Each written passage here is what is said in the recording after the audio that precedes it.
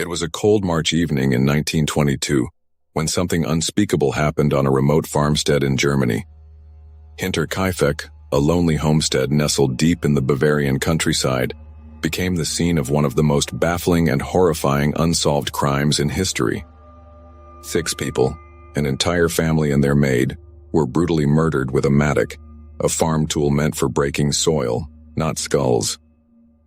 To this day, the killer remains a ghost, their identity lost in the shadows of time. The farm belonged to Andreas Gruber, a man known for his stern demeanor and turbulent relationships, particularly with his wife Cecilia. They lived with their widowed daughter Victoria and her 2 young children, 7-year-old Cecilia and 2-year-old Joseph. The new maid, Maria Baumgartner, had arrived at the farm on the very day she was murdered. Her predecessor had fled, in fear, convinced the farm was haunted. Strange footprints leading from the forest to the house, unexplained noises in the attic, and missing keys had unsettled her. She was right to be afraid. Days after the massacre, neighbors noticed the farm had grown eerily silent. Smoke still curled from the chimney. The cattle were fed. Someone had been tending the farm despite the Grubers being nowhere to be seen.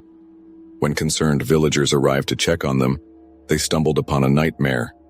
In the barn, beneath a thick covering of hay, they found the lifeless bodies of Andreas, Cecilia, Victoria, and little Cecilia. Inside the house, Maria lay dead in her bed, and Joseph's small body was discovered in his crib, both slaughtered in their sleep. The brutality of the murders sent shockwaves through the community. The blows had been methodical, almost clinical, suggesting the killer knew the family well.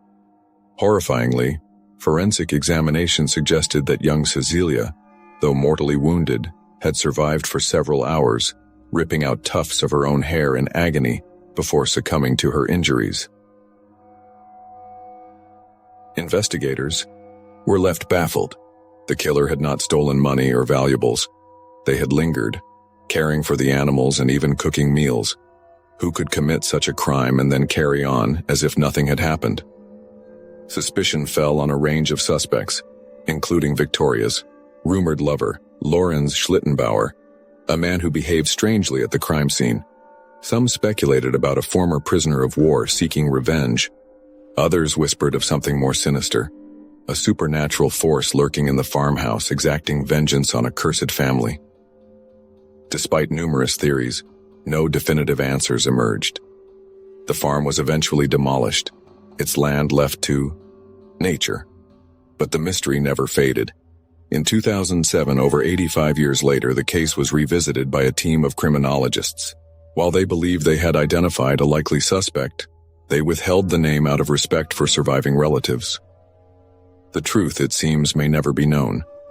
And so the story of the Hinterkaifeck murders endures. A chilling reminder that sometimes the most terrifying monsters are not the ones we imagine in the dark, but the ones who walk among us, waiting for the perfect moment to strike.